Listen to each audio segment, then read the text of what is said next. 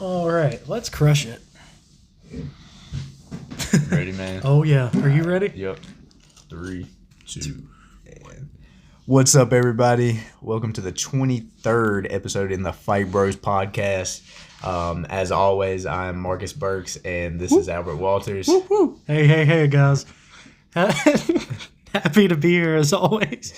You know, man, I really like starting it out like that as a joke, because that was kind of like habitual almost when we first started. Was like as always, I'm Marcus Burks, and this is Albert Walters, and I go, hey, happy to be here. Like, it's kind of fun just doing that, because that's how it kind of was in the beginning, and it almost just seems, like I said, like a habit at this point. Yeah. It's just kind of funny. I'm the same way, just where Mary and them made fun of us for starting it out like that. Like, let's just keep it rolling, man. Yeah, I think it's because of Mary, because she was like, hey, happy to be here, like, giving me shit. And I think I like starting it out like that as a joke. Like, just like, as like a little joke towards Mary, because it's like, haha, screw you, Mary. Like, hey.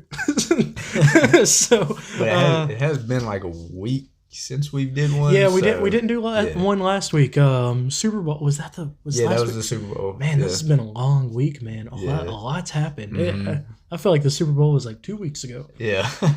Oh my gosh. So it was Super Bowl weekend, and we did not get to film. Know how much you all missed us. Yeah. But we got a good card to come back to and talk about. I know we didn't do predictions for this card, but that's all right. Well, we kind of did, like, we did 3 weeks ago. Yeah, like a couple of weeks we were ago. kind of like, oh, we'll talk about this next weekend, talking about last weekend. But we were like, for now, though, let's leave it on, like, what do you think's going to happen? Yeah. And I think we kind of called it pretty well. As far as UFC 247 last night, so starting from the bottom, we had Derek Lewis with Ilir Latifi. Ilir Latifi.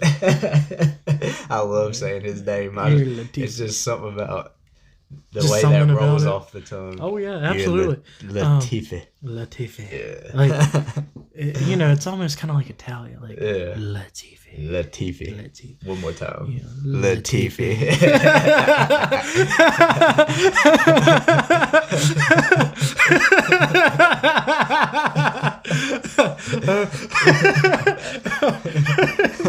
Okay. Oh, man, that's funny. Oh, gosh. You just feel like Fabio saying it like that. Like, you're like whispering into your girl's ear. And they're like, the mood's set, the lights are low, and there's like rose petals on that like plain white bed, and something you whisper into her is like, Latifi. Like, that's kind of the vibe I get with his last name. But maybe it's when you say it like that, because I guess if you like kind of say anything like that, you're like, ooh, Fabio. But even though we love Latifi, Derek Lewis didn't love Latifi too much, and Derek Lewis won unanimous decision against Ilir Latifi. I didn't get to watch this fight, but I heard it was a pretty close fight, but it was pretty obvious that, based off the scorecard, it was pretty obvious that Derek Lewis won. Yeah. He almost had a good interview after he started taking his shorts off, and Rogan was like, "You got hot balls again." Oh, that's funny. Yeah. Dude, we should have watched that. No, yeah. I'm kind of regretting it. But I just like watching Derek Lewis fights for his afterward, the interviews that he does afterwards. For his afterwards. It's always entertaining. Oh yeah, then Shevchenko's always entertaining, and of course she beat. Third round TKO. Now, was this a 3-round or 5-round fight? This was a 5-round. It was for the 125-pound title. Oh, okay. Well, Shevchenko won against Chukagan. Yeah. Don't really have too much to say about this fight. I just feel like there's not really anybody that I feel like is going to give Shevchenko a good challenge right now. And that's what I wanted to get your opinion on. What do you believe is going to be next for Shevchenko? I mean, she's pretty much cleared out this 125-pound division. I mean, I think she's going to have to fight Nunes. Like, someone's weight classes are going to have to shift either up or down. Mm-hmm. But really, what's next for Shevchenko is probably Nunes. Because like you said, she's kind of cleared it out. The women's division we're only talking 10-pound differences between all the weight classes. Oh yeah. But I don't think we would see anyone like my girl, Joanna Jacek. I don't think we would ever see her fight Shevchenko because they're kind of she already fought her. Oh, did they? Yeah, they fought man. one time. When they made that, then that 120-pound title went vacant, they made Shevchenko versus Joanna Young Jacek. And Young Jacek did all right. All right. It went to a 5-round decision, and Shevchenko won unanimously. But I mean, that's tough. I didn't know they fought. Shevchenko was fighting at 135, and Joanna, obviously Shevchenko was pretty significantly bigger than Joanna. Yeah, and so just the water weight she retained. That's why I didn't know they fought because of that difference. But she hung in there. She didn't get finished. Yeah. Well, that's good. That's my girl, man. Yeah. So I didn't know they fought. That's crazy. Well, then I don't really know what's next for her. It's probably just got to be Nunes. I don't ever think. I mean, maybe we would see someone like Joanna. That's just the hard thing about the women's division. Is we could even see this Willie Zane girl come and fight her. I know she's fighting Joanna. Maybe she'll get scared of Joanna and back out and fight Shevchenko. She is having trouble. Zhang has been having trouble lately because of I don't know how to pronounce this. The virus that's going around. The coronavirus. Yeah, the coronavirus. Yeah, think of it like Corona, the beer, coronavirus. She had to move. She was doing her fight camp in China because of safety concerns. She had to get up and deported. leave China, and I think she is doing her camp in Saudi Arabia or something right now. So, but she didn't get hit by the virus, did she? No. But she's got a fight coming up. She does. I'm sure the UFC doesn't want her to take chances, and I know that's probably tough on her because she stays in China full time, and I think it's weird that she wouldn't come to the U.S. to do the training camp when she's fighting in the U.S. But I know it's a different culture and stuff, so that is potentially could be something weighing in on her going into that fight. Yeah, well, the thing is, I know the coronavirus is new, but a lot of people are really kind of misunderstood with what it actually is. Is what you should really be more afraid of right now is the flu, because the flu is still killing thousands of people. Yeah. The flu is something we face every year this time of year. The coronavirus is kind of like the common cold. It's what's that thing called when you have fluid built up in your lungs? Pneumonia. Pneumonia. You're gonna have symptoms similar to like a cold, like a common cold or pneumonia. Most people don't die from it. The people who have died from it are like young kids and old people. Yeah. But anywhere between like 6 and maybe like 70, as long as you're in good health. Yeah, that's the thing I've heard. Like I've heard it's really not that doctors bad. Talking about like it's good to get vaccinated for the flu, but it's good. You better get vaccinated pretty much if you're like a baby or you're older. But if you're in that kind of middle age group and you're healthy, you're kind of active, exercising a lot, obviously it would be better to get vaccinated. But absolutely, you might have a better immune system to fight it off. Yeah. So the corona, and the only reason I know all this is because of Hannah. Yeah.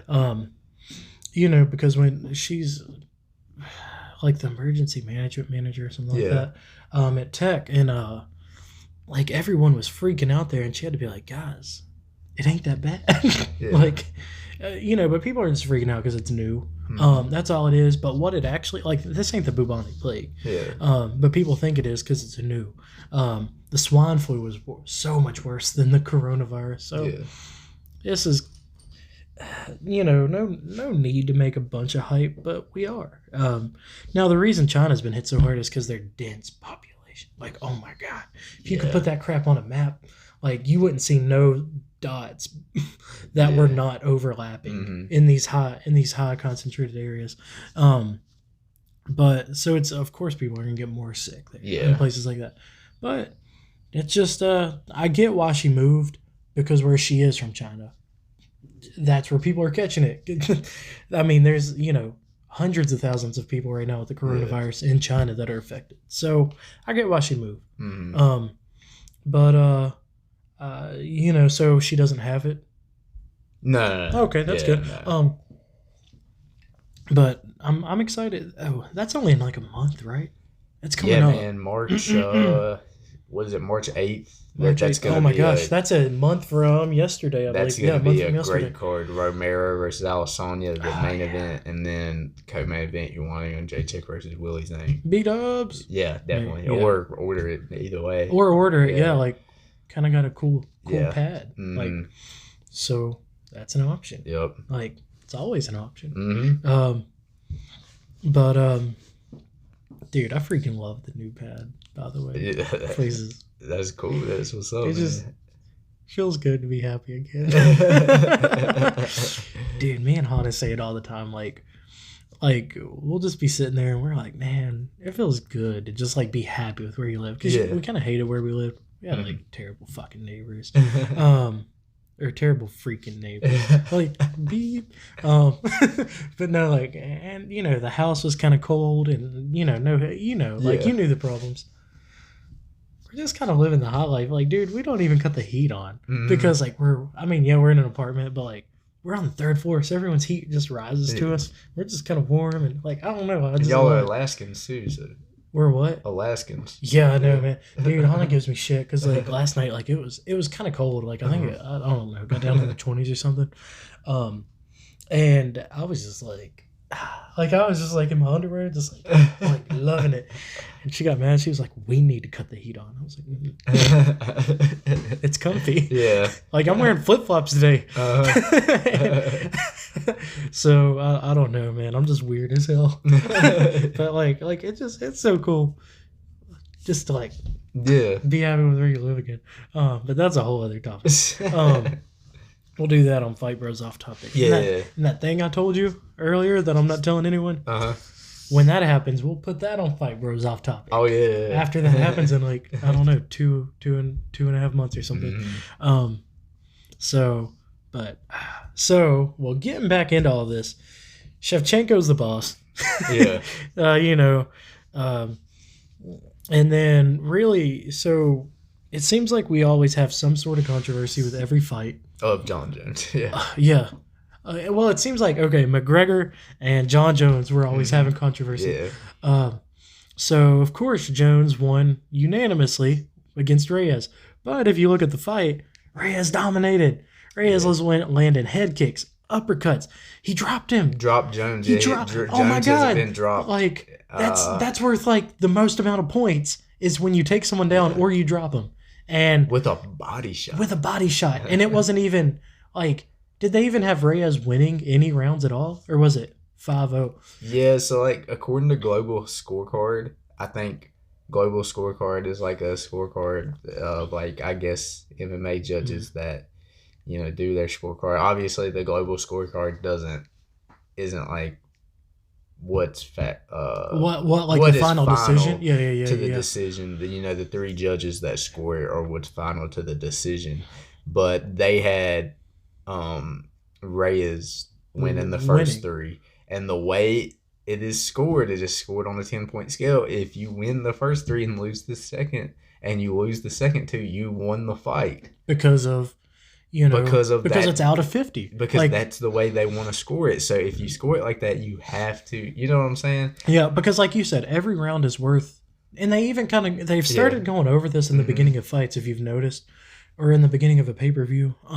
They'll say the judge's scorecard is 10 points.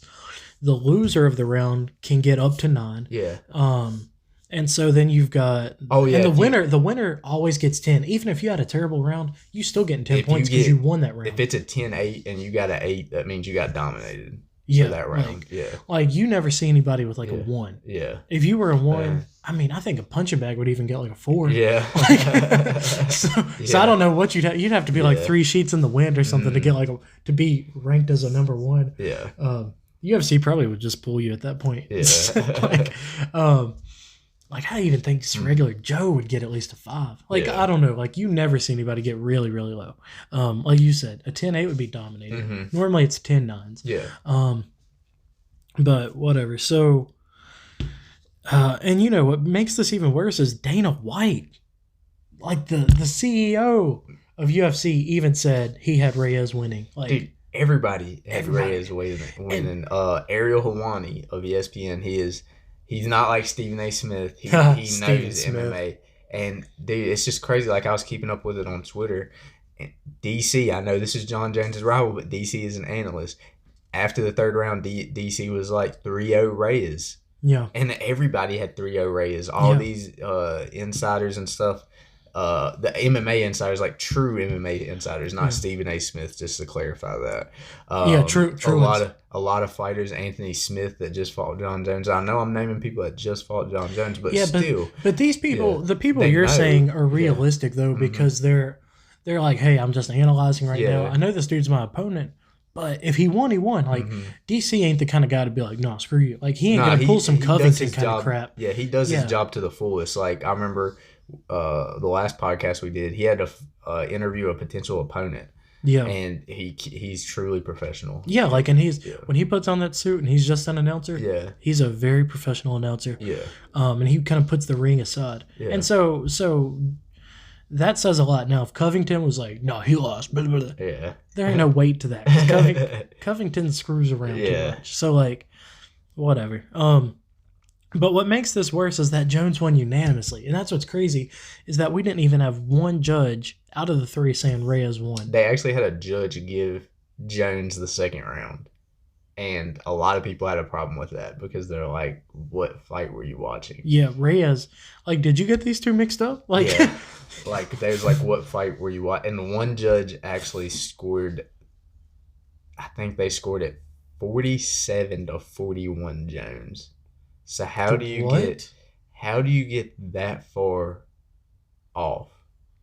Yeah. How do you get that far off? Like, I don't even think that judge was watching the same fight that everybody else watched. How does... okay, so that's kind of bullshit in my mind, because if the winner is supposed to get 10 every time, did that mean like I'm trying to think about that math.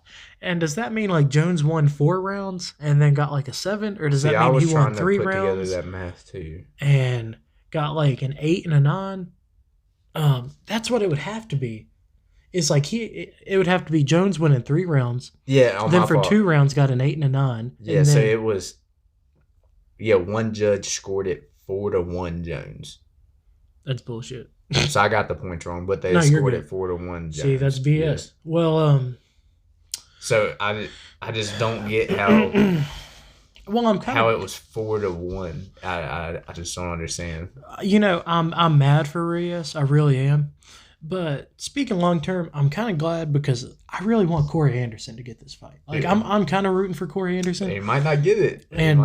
We'll dive into Corey Anderson's fight later because he's fighting this weekend. But Corey Anderson, and they said it last night, Reyes made a really like strong what's the word for it? Case? Yeah, strong case. He made a strong case for being the next fight for Jones, the rematch.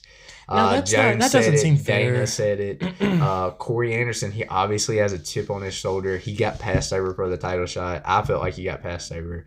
And I'm gonna be honest, I wasn't giving Reyes any respect towards this fight. I said it. I know he was 13-0, but he beat Chris Weidman. So I was just like, okay, you beat somebody who just moved up to 205. Yeah, we've kind of talked crap. But I completely respect Reyes now. He should have won last night. Yeah. I feel like where it was in Texas, John Jones' home state, you got judges, and we'll get into this later, who just have certifications to get to where they are. They don't have to have trained it. They don't have to know all these different kind of moves. You just pass the class. Yeah, you just pass the class. So that's tough, but I have a lot of respect for Reyes now. Absolutely. He should have been champion. You shouldn't have, and this is the kind of topic we have to get away from too. You shouldn't have to finish a champion to win.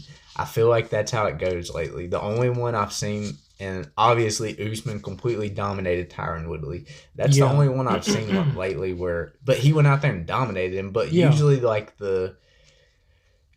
what you have to do to be a champion is you have to finish them. Yeah, you cannot leave it to decision, because as we see it as last night, they give the champion the benefit of the doubt. Yeah, and I agree with and you. That's wrong. I agree with you in as a whole. So Reyes dominated. Now in my mind, I think you should always give it to the champion if it's close. Like if it was like a super close fight and it kind of like each dude was just crushing it, then it's like, okay, you didn't. And I think we talked about that as like, you didn't beat the champion. Now, I don't agree. Like, I don't think you should have to knock him out or TKO him or submit him every time. But like in this case, Reyes won. Yeah. But he didn't finish him. So he didn't win. Yep. And that's kind of what I'm against is like, we have someone who obviously dominated the majority of the fight and he didn't get the W. And I have a question for you too. Okay. I think, so I know there's a lot of people that try to act like what John Jones took wasn't steroids, but the last time John Jones was at the top of his game was when he tested positive for steroids the second time against DC, the head kick. I told people noticeably in that picture before the fight, dude, he looked jacked. He looked so, you know what I'm saying? Yeah. He looked so muscular and everything. He was deadlifting a crazy amount of weight in all these build-up videos going up into the DC fight. Let's look at it, though, after the DC fight. Anthony Smith, decision. He kind of had a little bit of trouble with Anthony Smith. Santos, he had a lot of trouble with Santos. We're talking Santos tore both of his ligaments in his knees. Dude could barely walk, and John Jones would not go for a takedown on him. He had John Jones in trouble. He was hitting John Jones with some vicious shots. And then we go down to last night, Reyes. I think we're seeing the decline of John Jones. Oh, totally. Yeah. We're seeing the decline. And I don't know.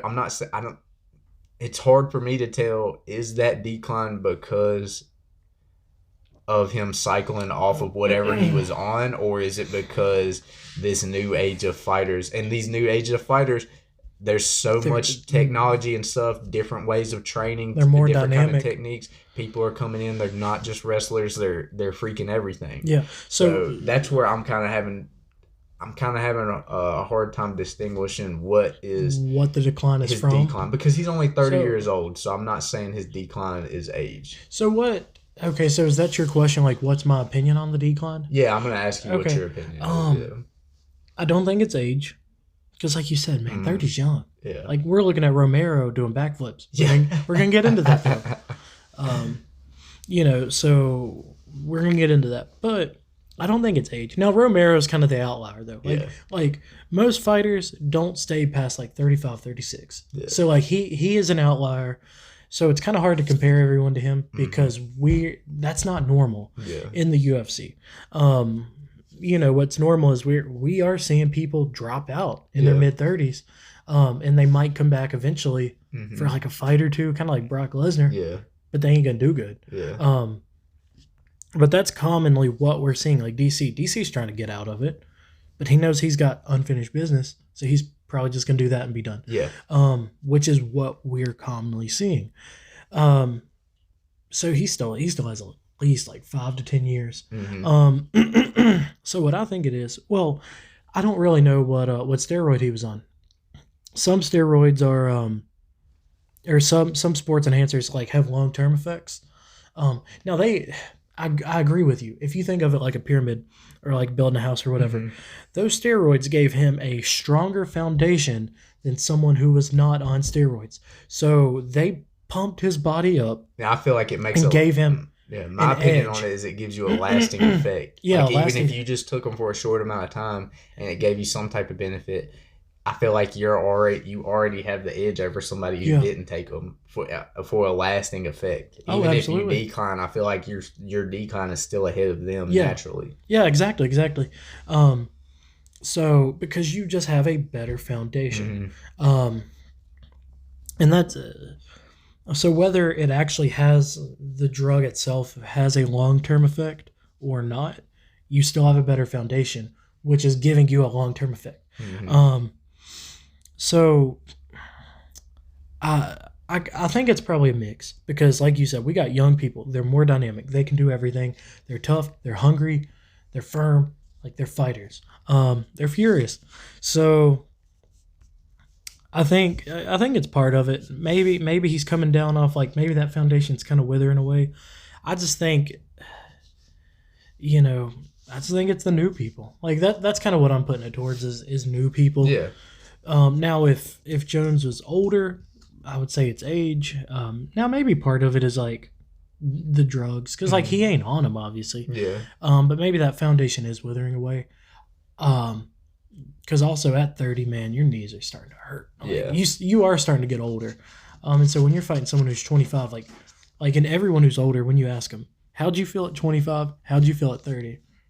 And they say it's totally different answers. Yeah. They say, when you're 30, when you hear running water, it makes you actually got to pee. Your knees hurt, your back hurts. Like, and that only gets worse. So maybe age does have an effect, and that's why you see fighters pushing it till 35. Yeah. But who really knows? But I think the young fighters who are more dynamic are giving him the harder effect because if these were generic fighters, I don't think they'd be getting this far. Yeah. Even if he was on a decline, because like you said, his decline is better than most people's top. So I think it's the good fighters that are really going above his decline. Yeah. So that's my thought. What's yours? Yeah, I kind of agree with. I think it's a little bit of both. Yeah. I think it's the talent.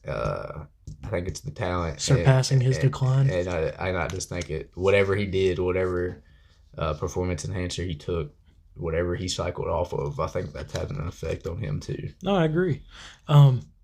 Well, moving on, we got a question, and this is a good topic about the whole win.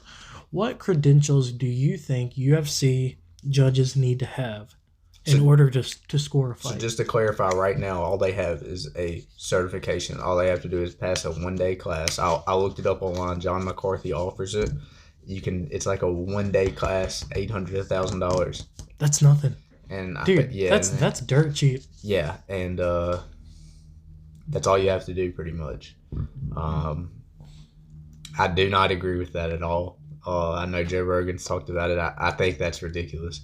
And I was talking to you earlier. I compared it to I had to get a personal training certification, but I have the degree. I went through all the stuff. So you have more training. Yeah, I've compared it to somebody just maybe looking at the book a little bit and getting the certification and then going out here and trying to train people. Yeah, so because that's just a paper certification. Yeah. Okay. So that's what I'm kind of comparing it to. Yeah. I feel like that's different. Like my big take on it, I believe it should be fighters that have retired.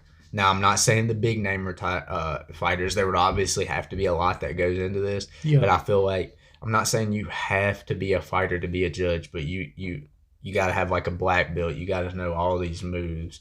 I'm saying fighters because that would be good for a good job for fighters to have after. Absolutely. Obviously, there's a lot of stuff that have to go into it. You'd have to be like, okay, well, we got to make sure this person that's judging, they have no connections to any of these fighters that are fighting tonight. Like they're not in.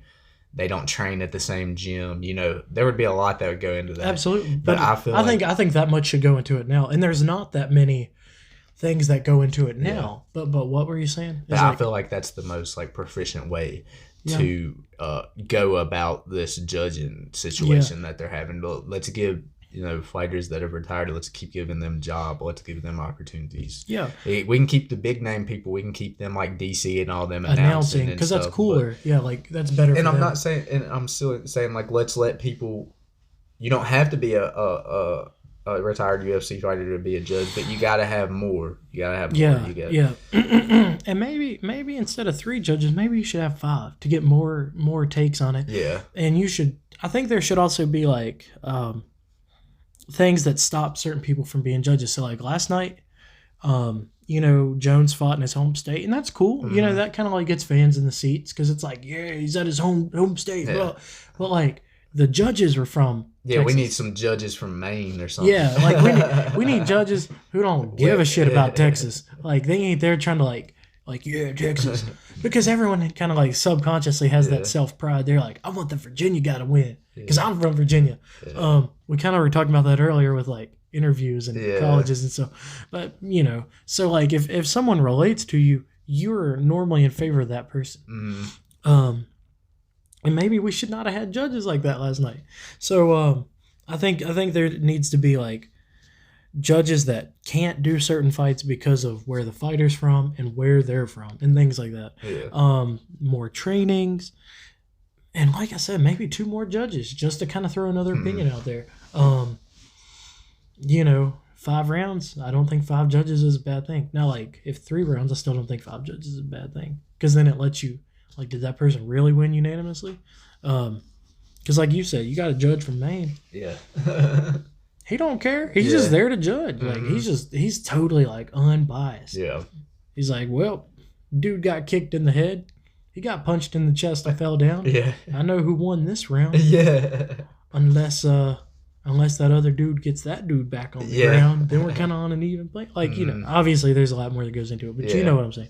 Because Jones never knocked him down in the first round.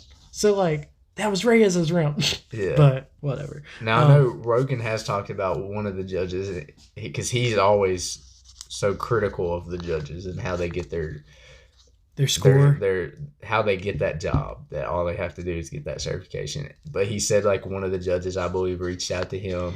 One of the judges got in a gym, started learning the different moves and stuff, and he was like, I agree, that's how I feel like it should be. He was like, the judge didn't have to do that, but he wanted to learn more about it to help him with his job. Dude, and that just seems like common sense. Like, right now, if I went and got that certification you got, I could go be a personal trainer. Dude, I don't know shit about personal training. Like I can't go be a personal trainer just because I have this certificate.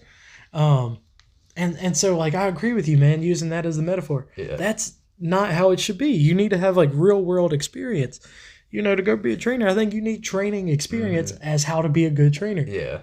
And, like, a certificate always helps. Like, we know in the world we live in, papers get you somewhere. Yeah. Doesn't matter if it's a certificate, an associate's, bachelor's, whatever. Does not matter. Any kind of paper on your name helps you get further. Yeah. And so you could be the best trainer in the world. Like Romero, I'm sure he'd be a good trainer. Yeah. Well, I don't actually know, but let's just say... Nah, he would. Yeah, like, he would. But let's just say he would be. Whether he actually would be or not. If he ain't got that training, they might be like, oh, no. Like, we need you to get that, like, certificate just to be a trainer. But he's like, what if he was like, dude, I've been in the UFC. Like, I've been kicking butt for years. Like, I know how to train people. Like, But they're going to be like, we want you to get that certification to protect us. Yeah. So and that's, that name. Yeah. I think that's all it is liability. Yeah, it is. So, for the most part, so that's just kind of doo-doo. Doo-doo. As in the words of Coy, doo-doo booty. Yeah. Oh, but no. They need more credentials, more training, blah, blah, blah. Yeah. And I think a lot of people would agree with that. Speaking of Romero. I like that. I like that transition. Yeah. I wasn't even trying to do that. I know. That was smooth. Speaking of Romero, so we had this big face-off Friday night before UFC 247. We had this big face-off for the upcoming March 8th main event, Yoel Romero versus Israel Adesanya. It's gonna be a great fight. This was probably one of the best face-offs we've ever had. I mean, obviously we've had some tense face-offs, but this was a fun one. Yeah, and I mean, him and Romero, they're not like being friendly, giving each other high fives and stuff. But like you said, Israel Adesanya, he starts doing this Cuban dance, and Romero's like, he's like, no, you can't do that. You can't do that. He's like pointing at him, and Romero goes into it. Then we have a 43-year-old Romero doing a backflip and a split. Like, dude, the split killed me. Like, I mean, the backflip killed me, but Romero can do that. The split, man. It's like, how's your groin? Like, is your groin okay, man? Like, that's insane. Monster, man. You're superhuman. A freak of nature. Yeah. Which is crazy because we still got Adesanya gonna win. I don't know, man. Dude, I think Adesanya's. He's in Adesanya's head because Adesanya, he could be like a professional like choreographer and dancer. It bothered him once you watch that video. You see his facial expression after Romero did the backflip. Like, what? He was kind of bothered, and then he started to do a backflip, and Dana stopped him because obviously Dana's like, "Well, this is my money right here, Adesanya. I can't have you getting hurt." But I don't know, man. A lot of people are saying Romero's in Adesanya's head. Maybe he is. Because, dude, Adesanya on his podcast with Joe Rogan, he made it known that shit gets in his head. Like, he probably didn't explicitly state it. Yeah. But just from context clues, when he was like, Jones is in his head. Jones is in his head. Yeah. The BMF belt was in his head. He was like, I don't like that. Like, I think I'm the BMF. Yeah. But that's just like a pride thing. That's a guy thing, testosterone thing, adrenaline thing. Like that's all these things. But still, he kind of admitted to like that bothered him. And once something bothers you, it's in your head. So he kind of let us know stuff gets in his head. And so, yeah, I agree. When he saw that backflip and the split, he was like, no, my pride's getting in the way. Let me do a backflip. But like you said, Dana was like, no. Yeah. God protect you. So Stylebender did not get to do a backflip. Yeah. But whatever. I'm super stoked for that fight. I am too. I'm rooting for Stylebender, but it's kind of like DC and Miocic. You want both guys to win. And that's kind of how I feel about this fight. So whoever wins, I don't really care. Mm-hmm. But you got to put a name on someone, so I've just got to go Stylebender. Yeah. I'll see you soon, Romero and Stylebender. March 8th, I'm ready. Dude, it's going to be awesome. So, are we moving on? Yeah. Okay, sorry. I didn't know if you want to add anything. So we got Overeem and Walt Harris headlining UFC Portland in the middle of April, or beginning, middle, whatever. Yeah. On the 11th. So this is. What's your thoughts on that? So this is this match was already booked, but as some of our viewers probably know, Walt Harris, his stepdaughter was abducted. They ended up finding her body, maybe about a month later, a few weeks later. So obviously this fight got canceled while they were doing their searches, the investigations, and. He's making a pretty quick turnaround after that, because, I mean, this was just a couple of months ago. Yeah. Right before the new year when that happened. And, this Overeem ended up taking the fight with Rosenstruck, which led to Rosenstruck get that last-second knockout on him. Now Rosenstruck's fighting Ngannou. But I'm glad they're rebooking this fight. I think this is a good fight for the division. Kind of breaks your heart for Walt Harris. Yeah. I know that. That's a terrible thing that happened, especially since this was the fight he was gonna fight. Yeah. So it's kind of sad. It's very sad. Mm-hmm. But what are your thoughts on it? I don't really know, man. Overeem does all the right stuff, but he never, like last time he just hasn't had a good break in the last couple. You know what I think about April 11th? What? That's about the time I'm going to start looking. Oh, yeah. I'm excited as hell. Oh, God. Sorry. Like I told you before a podcast, I'm like a giddy girl. Uh-huh. Like around that time is when it's all going to start. I'm just like, Sorry, I had to throw that out there. Oh, you're good. When you're this excited, you just got to let it out. Like, it's like a little valve, like a little air valve. You just got to let a little bit of that air out to not overpressure the system. And that's just me right now. I was like, but that's another thing. So, I don't really have an opinion. Yeah. I mean, Overeem's one of my favorite fighters in that heavyweight division. That's all I got to say.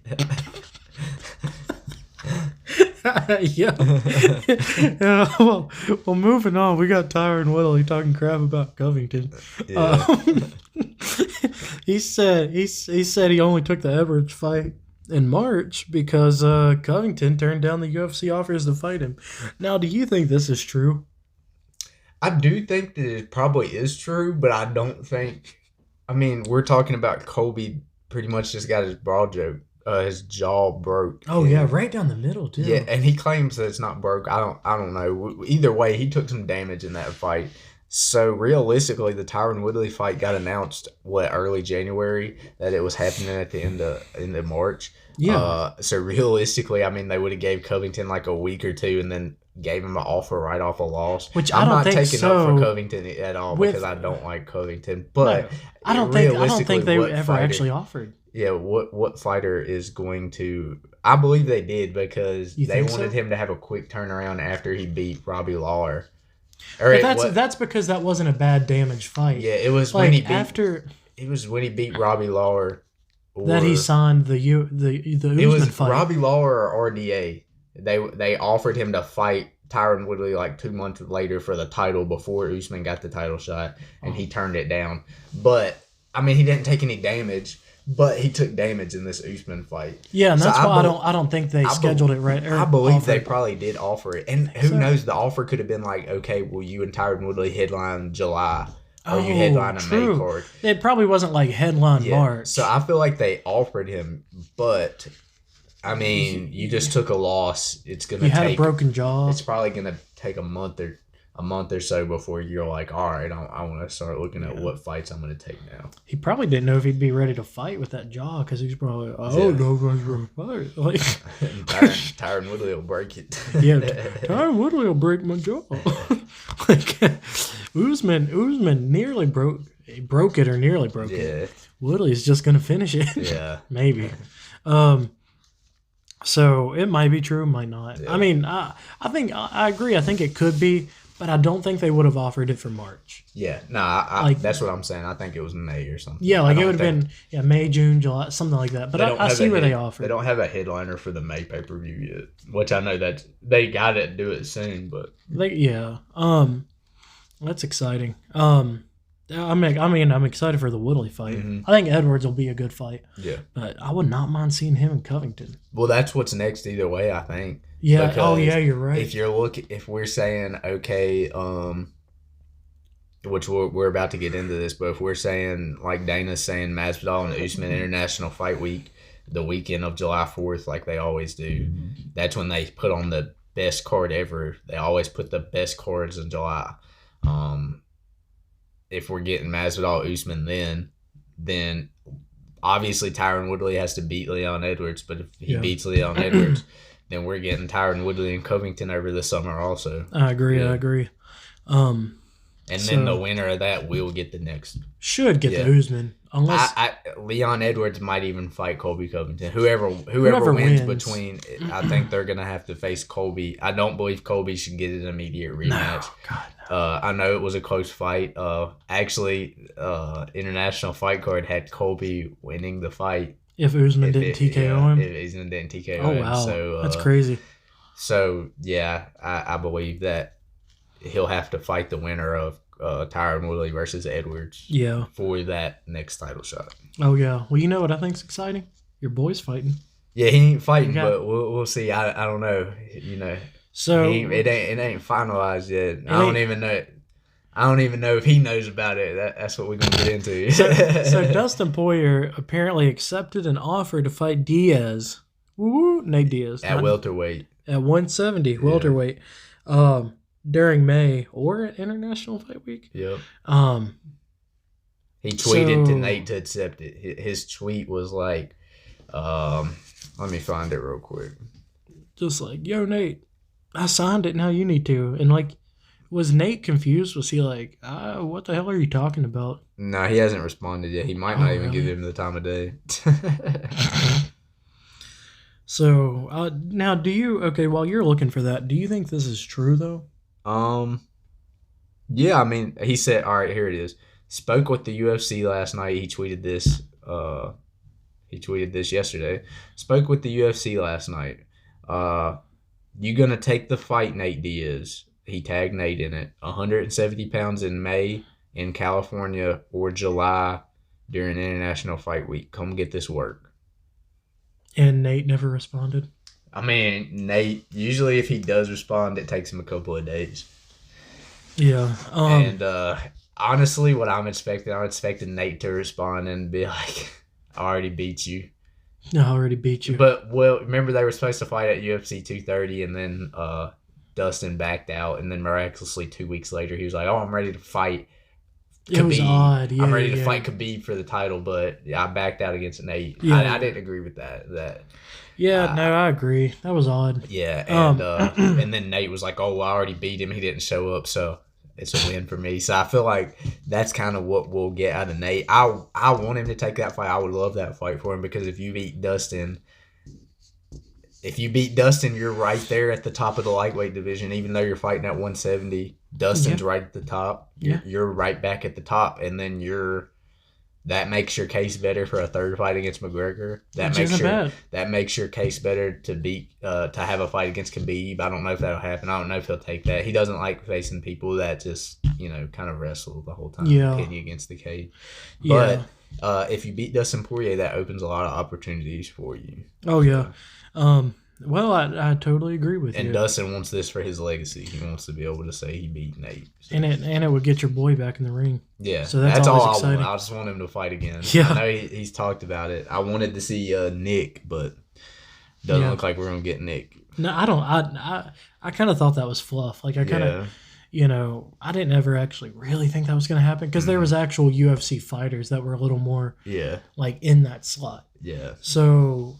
Because his last fight, it was sad that Diaz lost against Masvidal for the BMF. I mean, I was obviously rooting for Masvidal. Yeah, but I was still sad to see. We wanted a right ending. We wanted like it to be like, okay, it went 5 rounds, such and such won. Yeah, or such and such finished such and such. Not dude, that would have been awesome. Yeah. But that didn't happen. It was those damn doctors. Yeah. So, but he lost against Masvidal, and I kind of hate that he lost that way. I wish it would have went. It sucks. I wish it would have went the distance. Either way, that fight, if you won, it was putting you over. You was going to get put over. You was the man. You were. Whoever won that fight was going to be the man. And obviously, Masvidal is the man right now. So he's the man. Oh yeah, dude. Masvidal is the guy. Yeah. Like he's the cream of the crop. Mm-hmm. He's what everyone wants right now. So it's kind of sad, but I mean sad for Diaz, but I'm happy for Masvidal. Yeah. But speaking of Masvidal, we got him and Usman having an altercation at the Super Bowl. Now let me just recap it to you real quick. Okay, yeah, that's what I was gonna say. Is like let's go over what happened. I'm just gonna be Usman. Do something. Do something. Do something.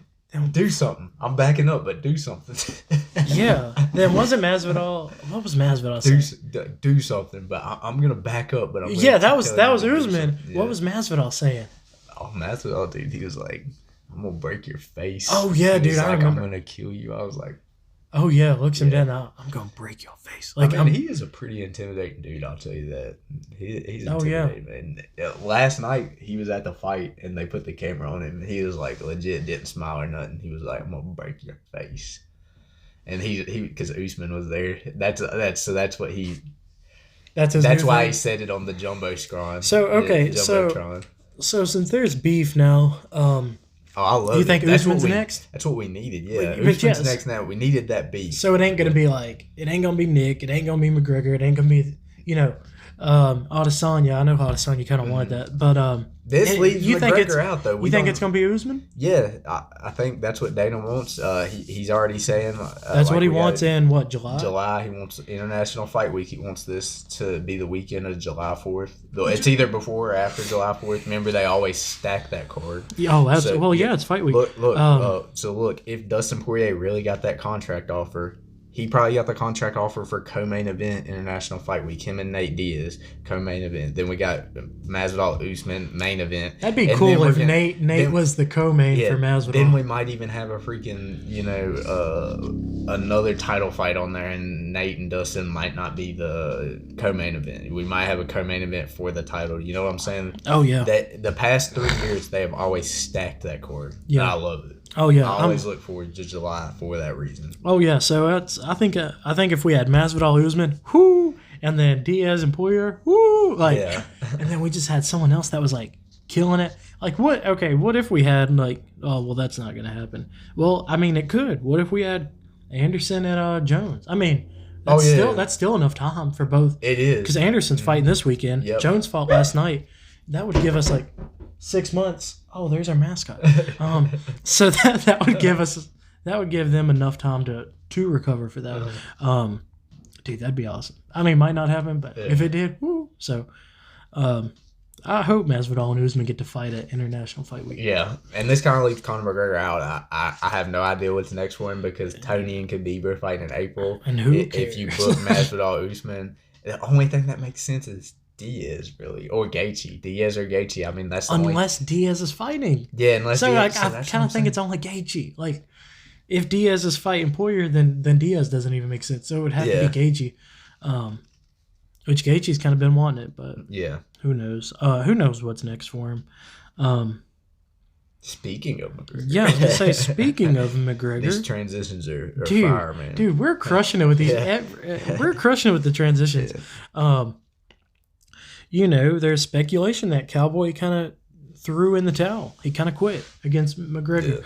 Yeah. He said he didn't have a broken nose, didn't have a broken orbital, and he's still taking a lot of crap over an easy loss. Now, what do you think? Do you think he threw the fight? I don't think he threw the fight. I have no place to comment. I've never fought in MMA. I've never did anything amateur. I've never even trained it other than some classes I took at the college, some martial arts classes. So I've never even trained it. So I have no right to say that a professional quit. I don't know though. Just based on a lot of stuff I've heard, like Michael Bisping and them with the elbow shots, saying those are just kind of an annoyance, that they don't really hurt you. It's just annoying. I don't know, man. It's just. Yeah. It just wasn't right. I just feel like it wasn't right. I mean, I don't feel like Cowboy's on that level. I've stated this before. I don't feel like he's not on the level of the top 5. There's a humongous amount in between his skill level and the top 5 skill level. Yeah, I don't know. People's acted like supposedly he only made $200,000, and he claims that he did not get pay-per-view buys, while McGregor got $3 million just for showing up, and then McGregor acted like he was gonna make around $80 million with pay-per-views, and Cowboy's supposedly acting like he didn't get none. So I don't know. I don't think Cowboy's the type of guy to take money, to take a loss, to take a fall for money. But I don't know, man. What's your thoughts on it? We were gonna, people asked McGregor directly, like, were you offered money to lose? And he was like, I will never lose intentionally. Now with McGregor, we always have this kind of weird shit going on, though. Like, we always have something weird. Like, it ain't just like a regular fight. We don't. Maybe back in the day when he was fighting Diaz and he was trying to get to the top, like, those fights were regular fights. Mm-hmm. Kind of just seems like his last few fights have been very controversial, and kind of just make you raise your eyebrow. Because Cowboy, I agree, he's kind of not like on that level, but he ain't on the level to last 40 seconds. Like, so it seems odd. And so something we were kind of talking about is like, he ain't that kind of guy to take that money, but what if what if McGregor just showed up to his place and was like, hey, here's $10 million in cash? Like, most people are never going to make $10 million in their lifetime. So, or $5 million, whatever. What if he showed up and was like, look, here's how much the UFC told me I was going to make if I win. Mm-hmm. And let's say it was $80 million. What if he was like, look, you lose within 1 minute, I'll give you $10 million or $15 million. Like, because he's trying to build up. He's still making out like a bandit. It could have been, man. And he's still making out like a bandit, and he looks good because he beat Cowboy in less than a minute. Yep. So that's hyping people up. So what if he was like, look, I mean, I don't know. What if he did offer 10, 15, 20 million, had it in cash and was like, it's yours. You got to lose within 1 minute. If you lose within 2 minutes, it gets cut in half. Like, I mean, we all say we ain't the guy to take it. But if I got to fight someone for 40 seconds and they're under the table giving me like millions of dollars. To me, it looked like he just sat there and took all the shots. Like, he just was like, all right, I'm just going to I don't know. Absolutely. So that's kind of put up a fight. Yeah. So that's kind of my thought is like, I'm not going to say it was for real, like, threw in the towel, but I'm going to say if it ever came out that he did throw in the towel, I ain't going to be surprised. Yeah. Like, but I'm not going to say he did. I'm just saying I'm not surprised if he did and was offered a very large amount of money. Yeah. That's kind of my thoughts. But what I mean, you agree, disagree? What's your overall thought? I mean, I agree with your thoughts. I don't know, man. I don't think he would take money, but I just don't. I don't know. I'm trying to be careful about words on this because I don't want to say anything like degrading to a professional UFC or disrespectful. That I haven't been through what he's been through. Oh yeah. But yeah, I I don't think that fight should have been made in the first place. With Cowboy coming off 2 TKO losses. I agree completely. It wasn't the best fight to schedule. It was. Yeah. I feel like Gaethje would have been better. Yeah. Like he would have been a better challenge. But whatever. So moving on. We've got Fight Night 167 this weekend. Finally a good card. We got a great card just for Fight Night. Like that's awesome. We got a really good card. So moving from the bottom up, we got, I don't even know who this is. Venata versus Medeiros. Lando Venata, he always gives you a fight of the night. He's one of those guys. I mean, he's not in the top 10 or anything, but he's one of those guys who puts it on the line every time. He's one of the guys that's always leaving. He's always leaving in an ambulance. Oh wow. Yeah, he always gets Fight Night. He's if he's on the card, people better be worried about getting that extra 50 G's because he's going to take it from you. Oh, wow. Yeah. I didn't know that. Yeah, and Yancy Medeiros he's flirted with that top 10 a couple of times. He got beat by Cowboy. He's faced some big names. So I mean that should be a good fight for them. I guess it's at 155. I think Lando's 155. I know Yancy Medeiros just kind of bounced up and down. Yeah. I know Yancy Medeiros is he's with that Nick Diaz army, so oh wow, we might see some of them in his corner. That'd be awesome. My prediction on this one, it's tough, but I'm gonna go Yancy Medeiros. I don't really have much of an opinion, but I guess I'll go with Venata just to like oppose the your thought. Yeah. And then we got the awesome Indian Brock Weaver versus Rodrigo Vargas. And I've been so hype about his debut. It sucked that whatever canceled it last time. I don't remember. He got some type of suspension last time. We didn't even really find out what happened. I think he it was some type of assault or something.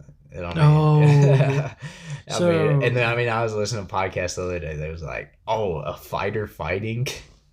That's like an NBA player going and playing pickup at a YMCA. Yeah. That's funny. Yeah.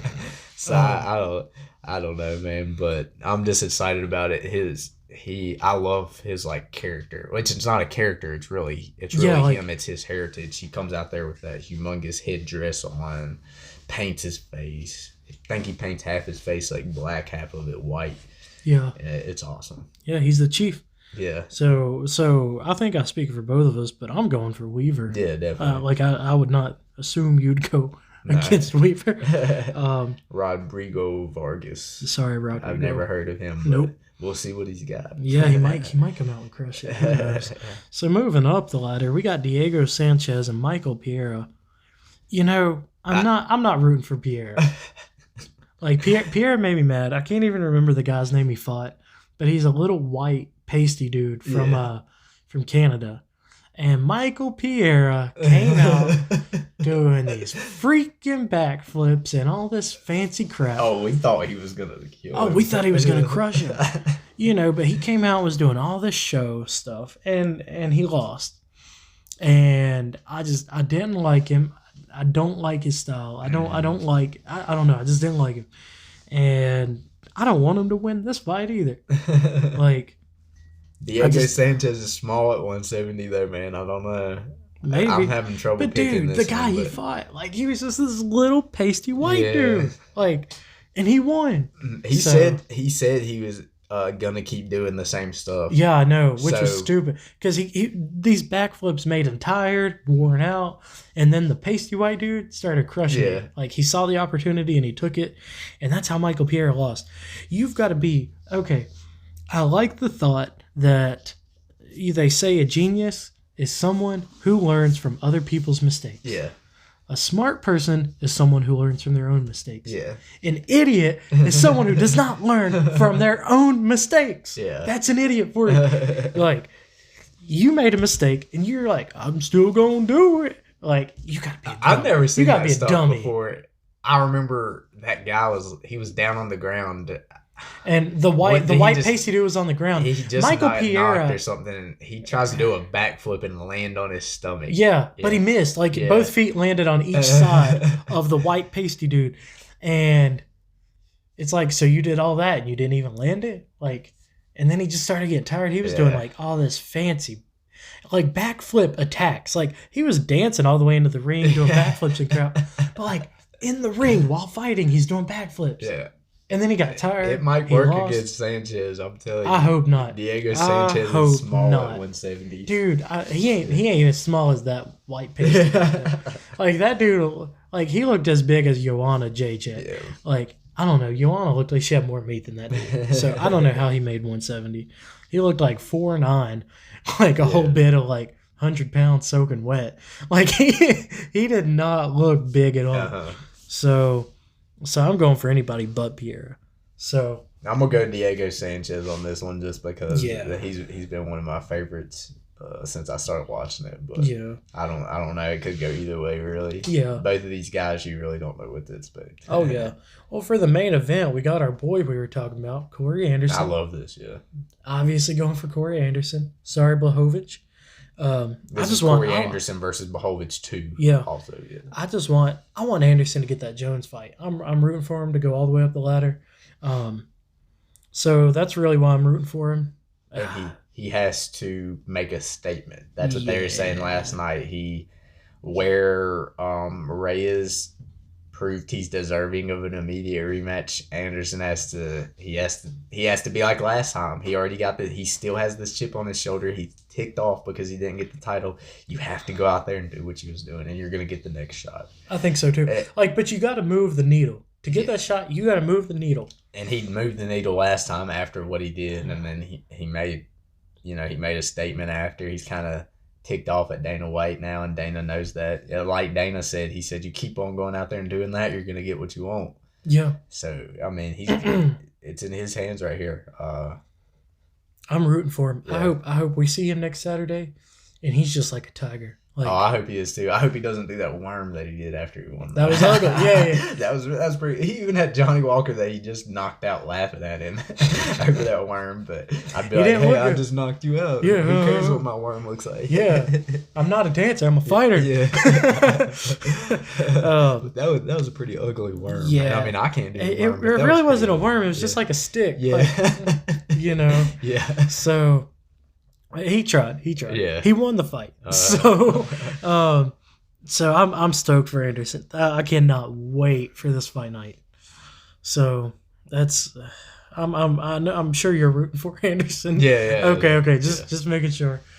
He's got to do it by TKO or something. He's got to do it, and it has to be within those first 2 rounds. It's got to be a statement. And he's gonna, like you said, he's gonna have to do something. He's gonna have to make it look good. Mm. He's gonna have to lay the hammer down. Yeah, that's all there is to it. Yeah. So I'm super stoked for Anderson. I am too. Like I was telling you earlier, I wish this would have been the like rest of the main card for UFC 247, and I would have watched it. If Jones was the main event, and then we had these fights right here, right under it, I would have watched it. Absolutely. But I was going through it, and honestly, like the other 2 fights on the main card that we didn't discuss, dude, I didn't even know none of them. No. Like, why do you put it on there? Like, exactly. Like, why pay for pay-per-view? And you save some of these people for fight nights that we already know. Like, put the Diego Sanchez's on there that we know, the Corey Andersons.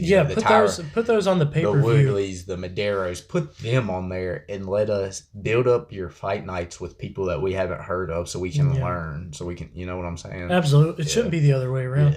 Because why would you want to pay for what is almost the equivalent of a fight night? Yeah. Because this fight night this weekend is not far off from the pay-per-view we saw last night. Yeah. A really good main card. Yeah. Then kind of trickling down throughout the rest. I'd rather have Anderson on the pay-per-view because it'd make you want to buy it. Yeah, definitely. So I think they need to change that around a little bit. Have these like low names on the fight nights and the big names on the pay-per-views. Yeah. Because that's kind of that's the hierarchy. That's how it goes. Oh, I know. So it's kind of weird. But whatever, man. So maybe it's just to screw you to Anderson. Yeah, I know. Maybe, because, we know how Dana is sometimes. We know how Dana can be. Oh, man.